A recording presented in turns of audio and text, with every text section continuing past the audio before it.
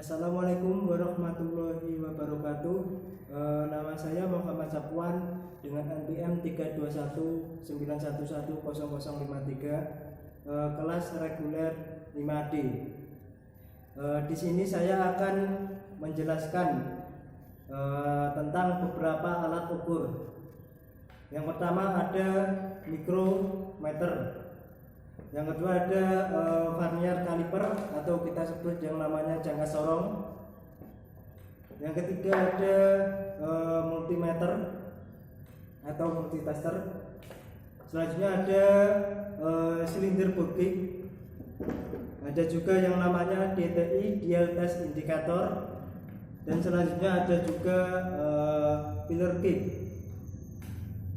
Untuk yang pertama ini ada yang namanya multimeter.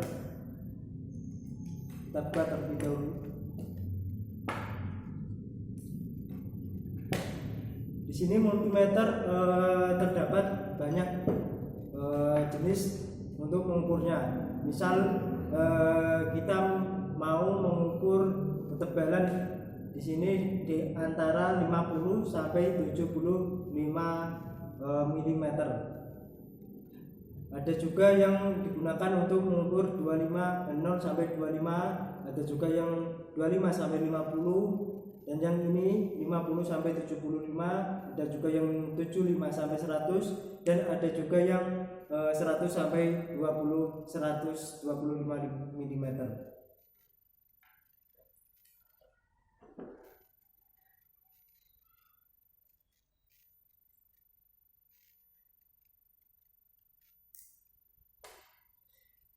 Sebelum kita menggunakan mikrometer, kita mengkalibrasi terlebih dahulu alat ini.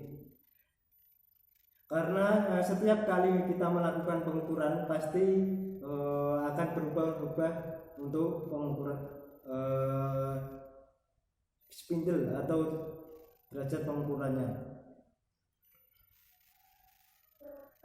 Ini alat untuk membantu kita dalam mengkalibrasi. Di sini ada tertulis yaitu 50 mm. Kita letakkan di antara tengah-tengah di sini. Kemudian kita putar spindle yang besar ini.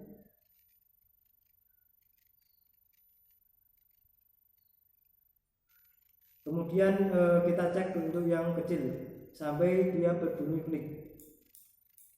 Kalau sudah berbunyi klik, kita baru bisa mengkalibrasi. Yang kalibrasi itu adalah di sini sebelum spindle ini ada suatu garis kecil, itu harus dinolkan. Ini sudah 0, sudah saya kalibrasi. Kemudian kalau sudah kita lepas. Kita buka penguncinya dulu, kemudian kita lepas untuk spindle-nya. Kemudian kita baru dapat bisa mengukur yaitu ketebalan suatu benda yang tebalnya di antara 50 sampai 75 mm. Untuk cara membacanya, misal di sini benda saya tempatkan di sini, ternyata hasil ukurnya yaitu di sini tipas garis. Untuk yang bagian yang sini atau yang sejajar itu adalah skala utama. Yang paling atas skala utama, kalau yang paling bawah itu tambahannya 50. Sedangkan yang angka yang dapat diputar ini itu adalah tambahannya juga 0,50 mm. Setiap satu jerat ini angka yang diputar yang dapat berputar ini yaitu adalah 0,01 mm. Setelah kita melakukan pengukuran, kita mengembalikan ke tempatnya yang seperti semulanya.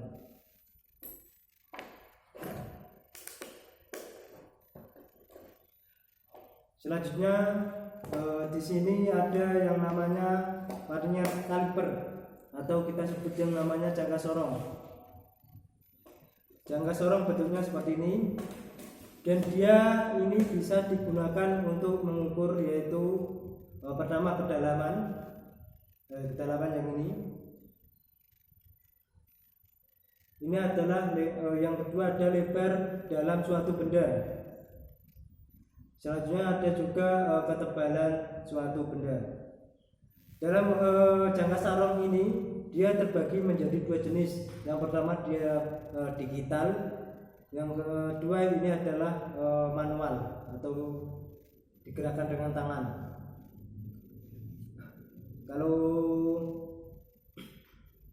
untuk membacanya, sebelum saya lanjutkan dulu, di sini vernier kaliper juga ada dua ketelitian.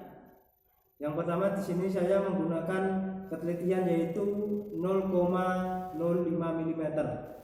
Ada juga yang kalau mekanik itu ada juga yang menggunakan ketelitian dengan 0,02 mm. Di sini ada satuan inch. Ada satuan inch yang paling atas, yang paling bawah itu adalah untuk satuan milimeter. Jadi untuk cara membacanya di sini ada skala utama. Skala utamanya adalah yang bawah ini, yang paling atas, yang di sini. Jadi saya geser dulu. Ini yang paling, ini adalah skala utamanya. Yang paling bawah ini itu adalah skala tambahan. Jadi cara membacanya kita melihat untuk skala utama kita melihat titik 0 ini, garis 0 yang di depan sini. Kalau skala tambahan kita mencari yang bawah ini, kemudian yang sejajar dengan atasnya, nanti ditambahkan. Setelah melakukan pekerjaan diharapkan kalian merapikan terutama alat ukur seperti tempatnya sesuai dengan SOP. Selanjutnya alat selanjutnya yang nomor 3 yaitu ada multimeter atau multitester. Sama saja. Di sini ada dua. Ini ada multimeter analog, ada juga yang digital. Kalau digital ini otomatis kita mau select ke volt AC maupun DC, kemudian kita ohmmeter selectkan ke warna kuning. Kalau HZ ini adalah untuk frekuensi. Kalau yang warna putih ini selektor yang paling bawah ini adalah ampere, tapi ampere bukan satuannya, ini adalah mikroampere. Yang saya jelaskan yaitu yang analog terlebih dahulu. Kalau digital saya yakin semuanya sudah bisa. Digital pun juga sama. Di sini ada arus AC, air current, volt, AC volt. Dia digunakan untuk mengukur arus bolak-balik. Biasanya arus bolak-balik itu terdapat pada listrik rumahan. Itu adalah dia menggunakan arus bolak-balik atau dinamo ampere. Itu dia menggunakan keluaran dari dinamo ampere itu adalah arus bolak-balik. Selanjutnya di sini ada tertulis DC volt, direct current volt. Dia adalah untuk mengukur arus searah pada listrik. Arus searah biasanya terdapat pada baterai atau aki mobil, kemudian baterai di handphone kita, itu adalah arus DC. Sedangkan di sini ada yang selektor ini. Sini ada yang namanya DC mikro ampere, DCMA. Itu DC itu adalah arus searah, sedangkan M itu adalah mikro ampere. Dia kegunaannya untuk mengukur ampere pada suatu arus yang DC, bukan yang AC. Kalau AC kan untuk arus bolak-balik. Ada lagi yang terakhir di sini yang namanya ohm atau gambar kalung kuda. Ohm ini adalah ohmmeter. Dia kegunaannya untuk mengukur resistansi atau tahanan pada suatu listrik atau hambatan. Kalau yang pertama, sebelum kita di AC volt sama DC itu untuk mengkalibrasinya dengan cara memutar selektor yang bagian ini, tengah ini. Sebelum kalian melakukan pengukuran, usahakan kalibrasi itu terlebih dahulu. Alat apapun itu pasti harus kamu kalibrasi terlebih dahulu. Kalau untuk ohmmeter ini kalibrasinya dia berbeda. Untuk ohmmeter ini dia kalibrasinya harus menempelkan antara min dan plus.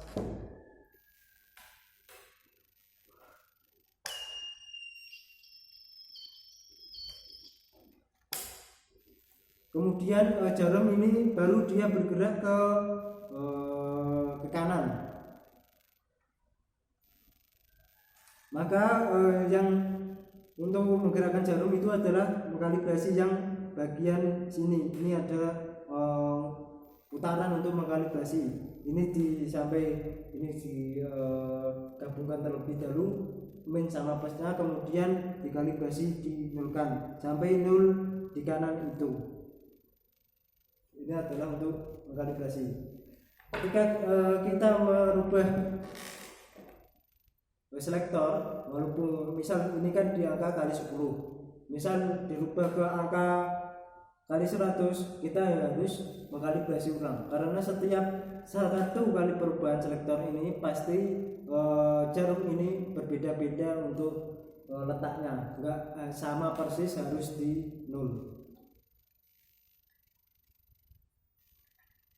Dan perlu diingat di sini kalau AC itu kan untuk mengukur arus pada suatu rumah atau listrik pada suatu rumah, itu dia boleh dibolak-balik. Misal ini plus, ini min, bolak-balik nggak apa-apa. Tapi kalau untuk arus DC atau arus searah, di sini selektornya, misal kita mengukur aki kan jaringannya 12 volt. Jadi kita jangan menggunakan yang 10 volt di sini, tapi yang menggunakan di atasnya yaitu 50 volt. Kalau 10 volt nanti dia akan mentok ke kanan pol mentok, jadi nggak tahu kelebihannya. Tapi kalau 50 mesti di bawahnya, karena aki itu kan tegangannya 12 volt ke atas, bukan 12 volt murni. Kalau untuk mengukur aki, usahakan min sama plus jangan sampai dibalik. Kalau dibalik akhirnya apa?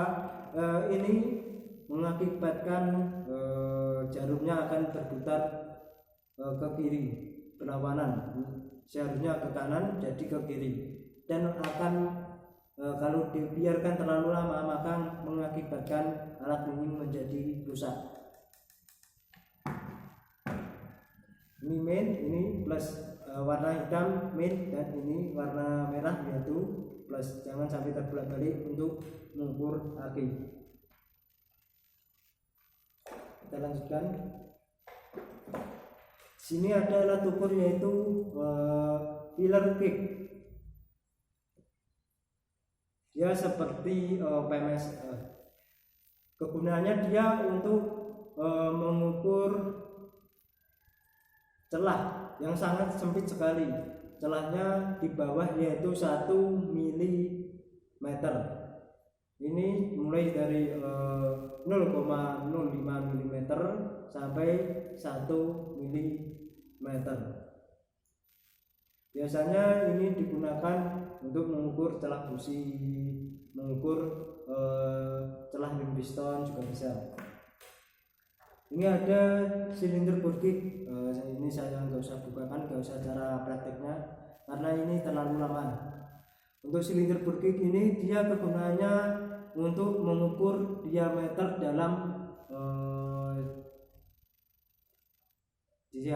dalam ruang bakar pada piston, pada mesin. Dia untuk mengukur diameter dalamnya. Misal ini ada ruang bakar, dia dimasukkan kemudian digoyangkan ke kanan dan ke kiri untuk mengetahui diameternya. Apakah menggunakan vernier kaliper? Bisa, tapi untuk menggunakan vernier kaliper dia kurang begitu akurat. Kalau vernier kaliper kan hanya ketelitian minimal yaitu 0,02. Kalau silinder Burkick ini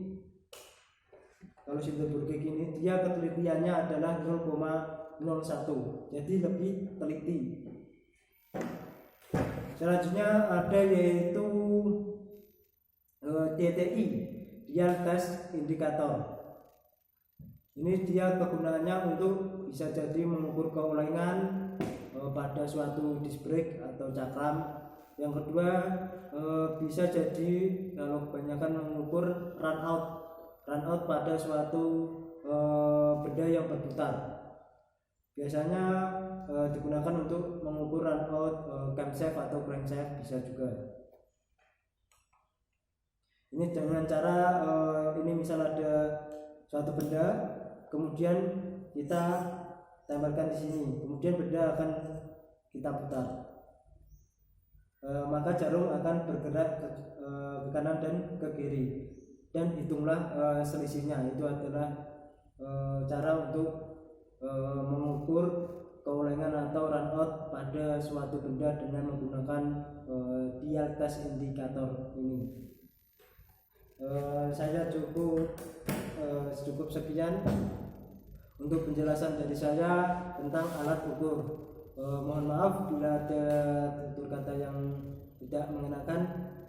Saya akhiri. Wassalamualaikum warahmatullahi wabarakatuh.